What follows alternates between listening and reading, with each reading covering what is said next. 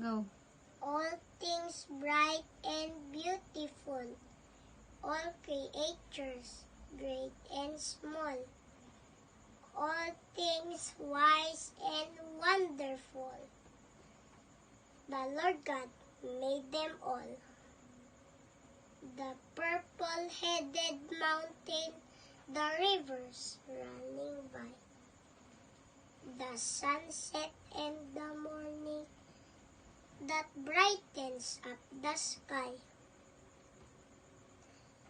the green woods, the tall trees in the green woods, the pleasant summer sun,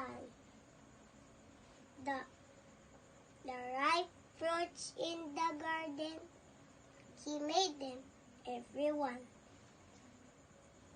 He gave us eyes to see them and lips that we might tell.